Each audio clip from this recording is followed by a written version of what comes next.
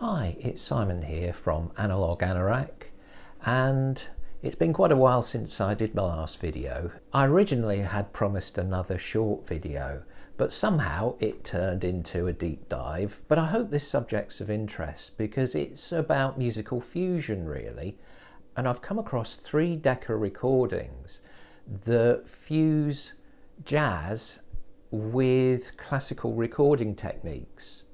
So I'm going to show you these 3 albums. They're all from the Ted Heath Orchestra, and this jazz big band was huge in Britain over the 1950s, and for Decca had certainly been at the forefront of mono hi-fi. But in 1958 it was time for them to shift over to newfangled stereo, and this led to a particular unique and historical session at Kingsway Hall, and it lasted over 3 separate days in the summer of 1958. The first record is Ted Heath Swings in High Stereo, and the second one is Ted Heath Swing Sessions.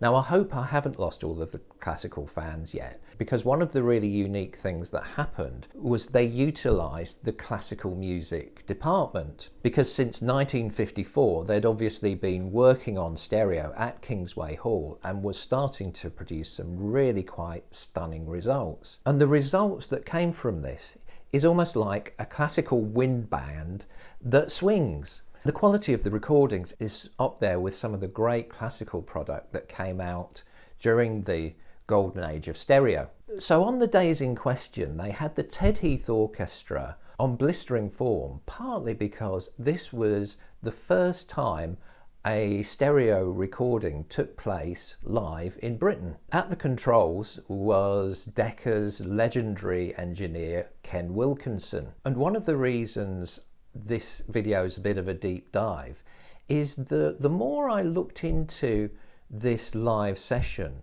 the more I realised that because of the unique challenges, Ken Wilkinson and maybe some of the rest of the crew with him had to come up on the day with a little bit of an ingenious hack of the Decca tree to suit the circumstances. I will also be discussing a little bit about a slightly later studio album, Shall We Dance by Ted Heath, which is the final part of this trilogy of 3 absolute audiophile gems. Because this was a studio recording, there are some important and revealing differences. I'm going to talk about the records first of all, but I will need to go quite in depth about some of the aspects of the recording. And as part of the preparation, I even built my own Decca tree, which is something you can look forward to later in this video. One of the things I've mentioned before that I'm so grateful about is all of the hard work that was put in cataloguing all of the classical music recording sessions for Decca. And because of that, there's a lot less confusion than in other areas. Now this probably doesn't matter really, because there's not many people who, for instance, are desperate to find out about the Decca Mantovani stereo sessions. But with Ted Heath, it's a little bit different, because here we have a really great but forgotten about big band with great jazz credentials. Now there are on the web some Ted Heath discographies, but they don't really focus in much on the actual venues or the recording information. Instead, understandably, they're more interested in the comings and goings of the various jazz musicians that came in and out of the band over the years. Fortunately, with the Kingsway 3-day session in '58, the liner notes of the English LP covers do provide quite a lot of information compared with what they usually used to do, certainly from the classical side. So we're lucky in that we do know the actual engineers involved. It was Ken Wilkinson being assisted by Gordon Parry. And I suspect Gordon Parry was just enjoying a bit of a break away from the really stressful technical preparations, getting ready for returning to Vienna to do the first part of the Schulte Wagner Ring Cycle. Ken Wilkinson might seem an odd choice as far as an engineer for the Ted Heath Orchestra, but his association with this band actually started when Decca was a much smaller organisation, and over the years he'd done the majority of their early recordings on 78 and mono. And we do know that as far as production, that it was a guy called Raymond Horrocks, and he actually continued working with the Ted Heath Orchestra for a few more albums. And eventually his career changed, with him becoming more of a writer about jazz. The first day at Kingsway produced the tracks for this album, Swing Session. It was a recreation of a 1953 London Palladium concert, which had produced a really fine mono record. It was a chance several years later to redo this material with some of the newer musicians and in the new medium of stereo. I would say this is the strongest record from a jazz purist perspective. At the beginning of both sides, it has some quite blistering bebop numbers, and it also includes some really well arranged and played Duke Ellington classics.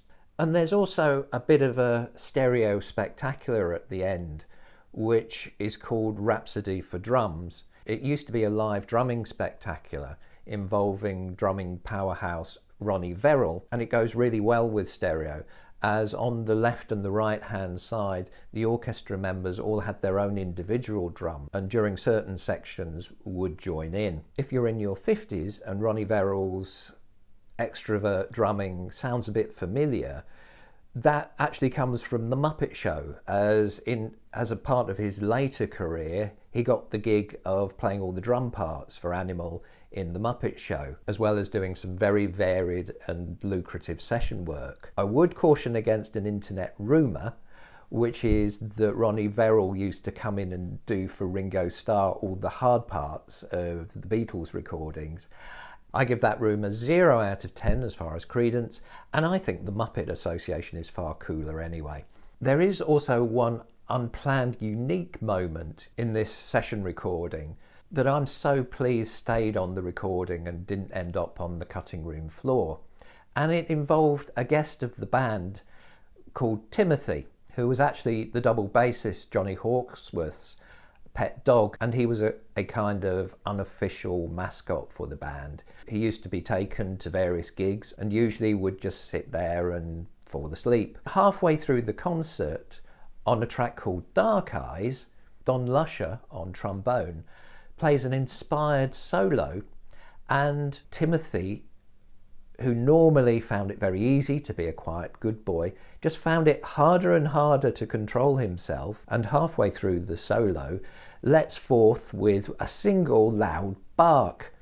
This totally throws Lusher and the orchestra crack up, as well as the audience. And it was the kind of unplanned special moment that making a live recording is all about. But I do strongly suspect that on days 2 and 3 of the recording, that Timothy wasn't invited back. Now, days 2 and 3 were for recording tracks for swinging in high stereo. And this, I would say, is the record with more sort of crossover appeal, with a more varied range of recordings. This, I think, was the record that was more designed as a demonstration stereo piece.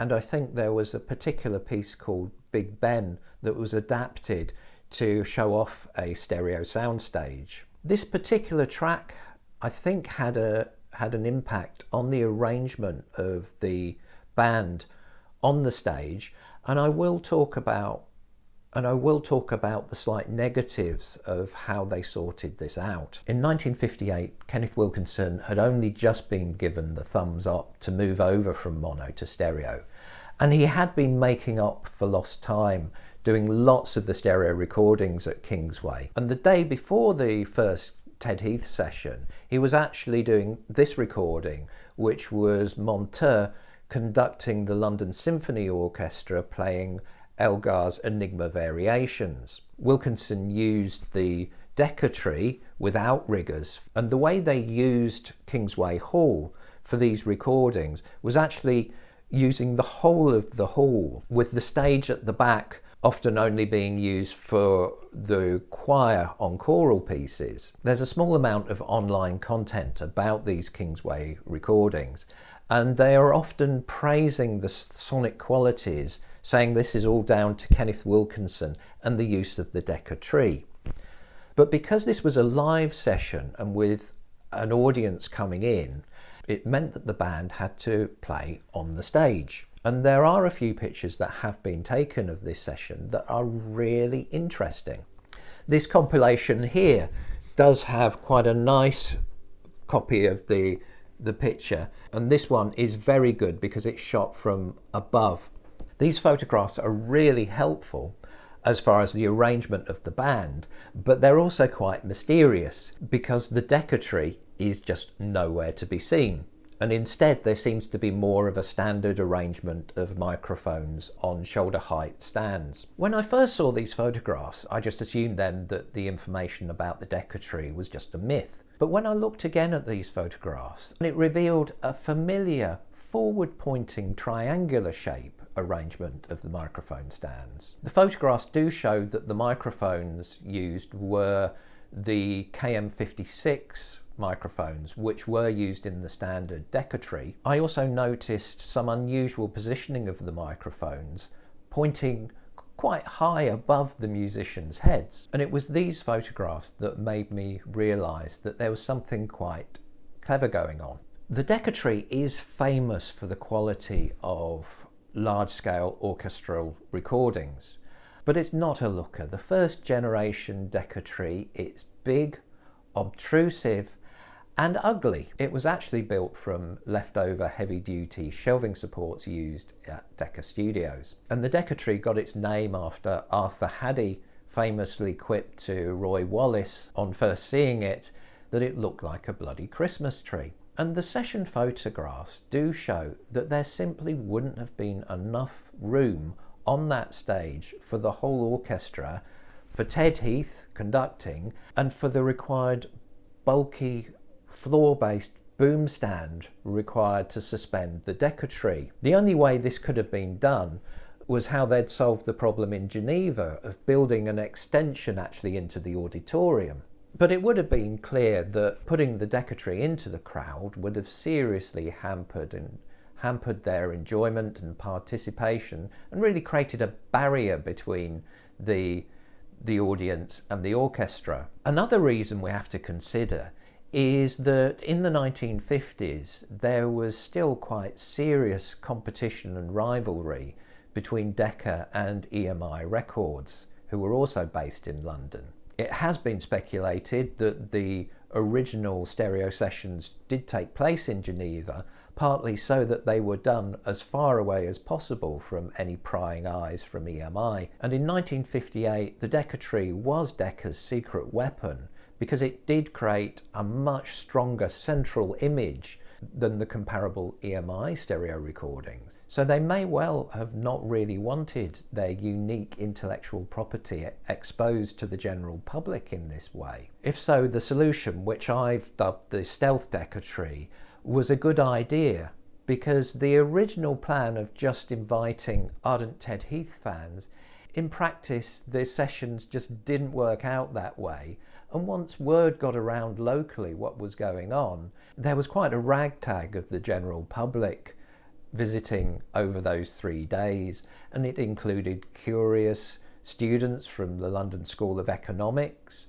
There were also shop workers and office workers who were quite enjoying having free entertainment during their lunch break, as well as the ardent Ted Heath fans and some of the arrangers who'd been involved with the compositions. And not surprisingly, allowed into the sessions were some chorus line girls who were friends of the orchestra and had heard about the sessions, and who was going to say no to them? So secrecy was preserved, and this cross section of the public brought in a really tangible, bubbly informality to the whole proceedings. So as promised, I am going to use my model Decca tree, which has been created out of storm damaged trellis and some Prosecco corks as microphones, to demonstrate how Ken Wilkinson was able to make a Decca tree disappear and still keep the distinctive sound qualities that the Decca tree was famous for. So with the normal Decca tree, you have the 3 microphones suspended above the conductor facing the orchestra, and You've got the front branch here that has the microphone pointing down to the centre of the orchestra, and this was the crucial one for getting that strong centre image. And on either side of these branches you had a left and a right microphone which blended in the music from either side of the orchestra. So for these particular sessions, I think intentionally rather than accidentally, this arrangement was kept. But what Ken Wilkinson seems to have done is, first of all, he brings down the height of the microphones to shoulder level rather than suspended high up. And then he flips over the tree arrangement so that the microphones are actually pointing above so that the microphones are still pointing to the region above the musicians with the nice mixture of sound and acoustics from the hall. To make it disappear, he removes this structure by putting individual microphone stands on these three particular microphones. Now, normally on the standard Decca tree, these KM56 microphones would be directional, but they do have 3 settings. So with them no longer pointing at the orchestra directly, I think Wilkinson will have changed the settings of these microphones to omnidirectional, which would have cheered him up because he was a big fan of the omnidirectional microphones as far as picking up as much atmosphere from the hall. And the final change that was necessary was actually increasing the distance between the 3 microphones than the standard Decca tree arrangement, as with omnidirectional microphones, at this close level of closeness, they would have lost some of the stereo imaging. The session photos also show how Ken Wilkinson changed the arrangement of the band on the Kingsway stage with the stereo soundstage in mind. Here's a typical Ted Heath concert orchestra arrangement for a large stage like Kingsway Hall. In the centre are the drums and double bass. The reeds are stage left and the trombone stage right, with the trumpets stacked behind them. Wilkinson first moved the reeds into more of a semicircle arrangement around the stage left microphone. He moved the trombones into the centre in front of the drums, and the trumpets came downwards on stage right. Johnny Hawksworth on bass was also moved to the right. In 1958, they would have still only have had the original Roy Wallace built 6-input mixers, and there would have been just 3 microphone inputs left to highlight some members of the band.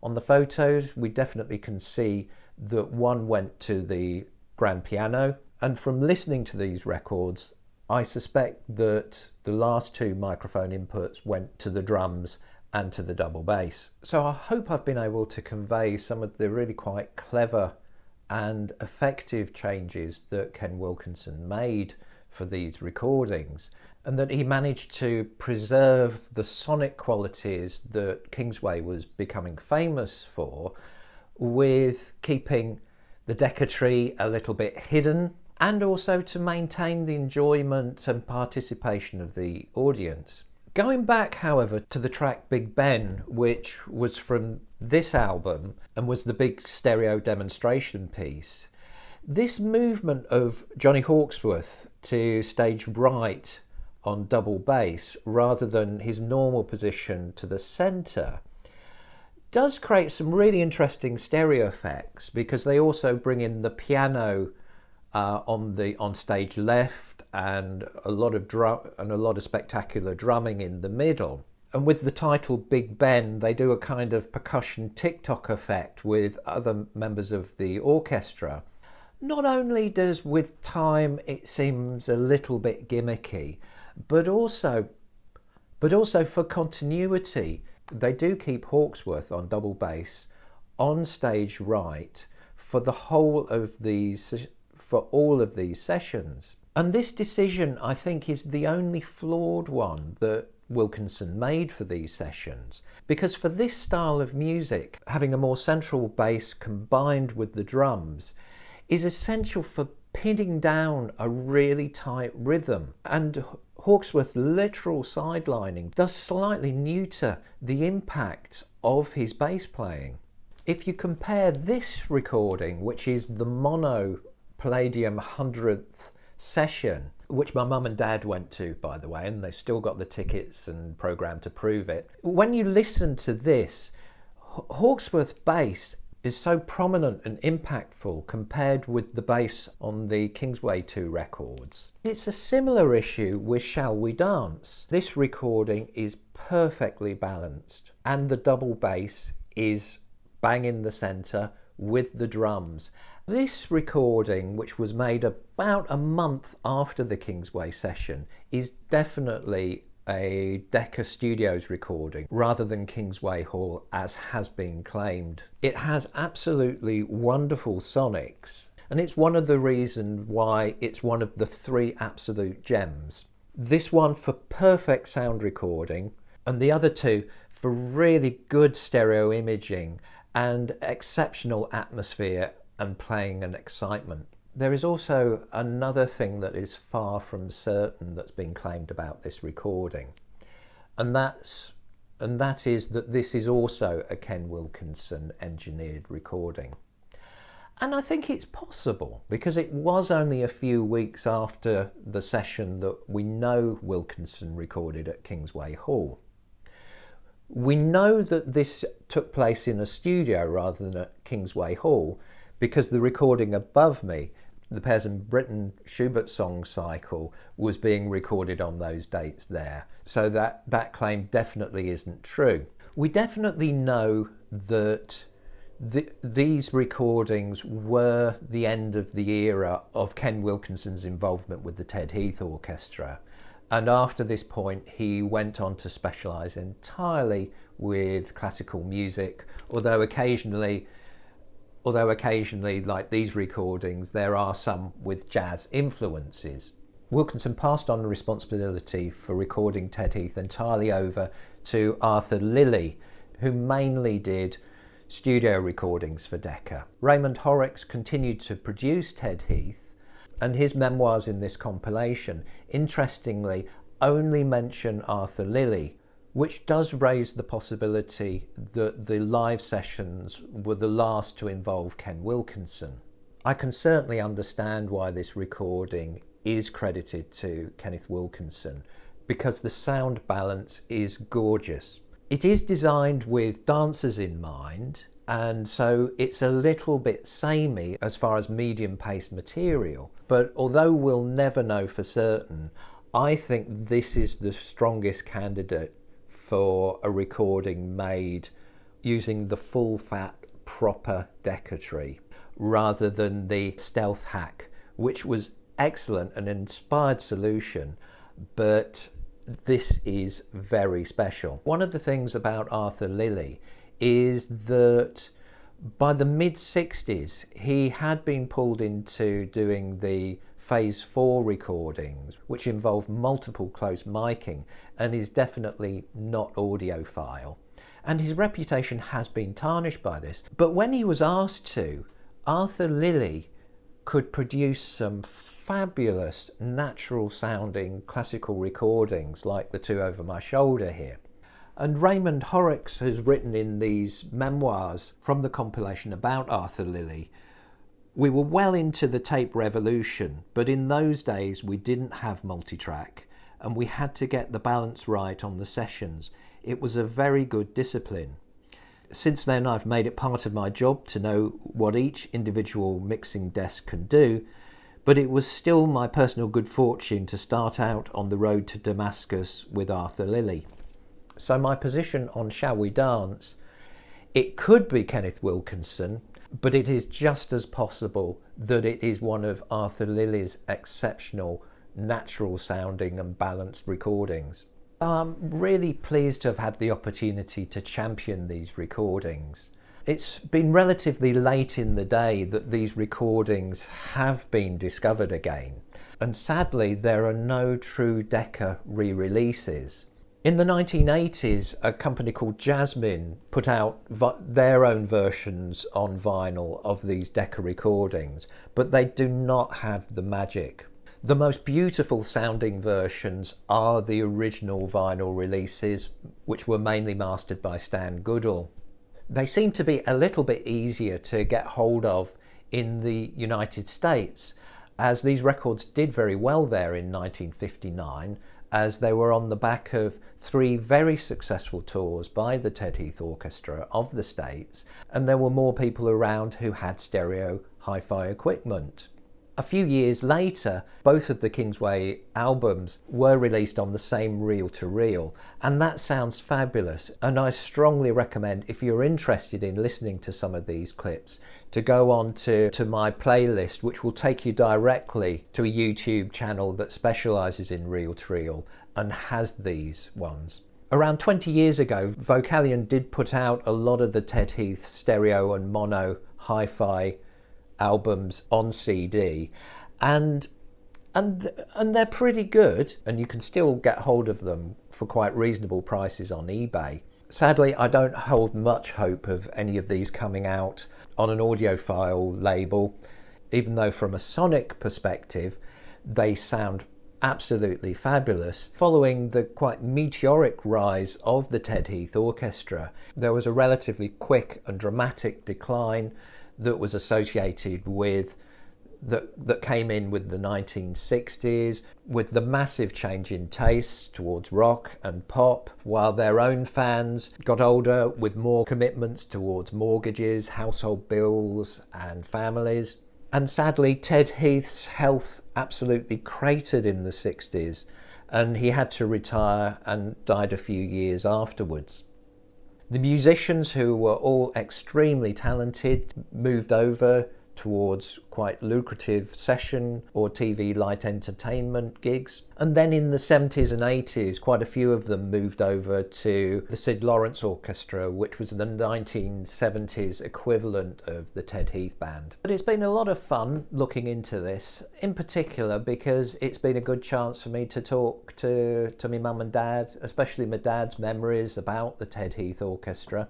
And that's been pretty special for me. And with my dad turning 91, I'm hoping to get this out in time to wish him a happy birthday. And so if there is anybody still watching, apart from my mum and dad, thanks for watching all the way through. And I'll hopefully be back a little bit quicker next time. Take care. Bye.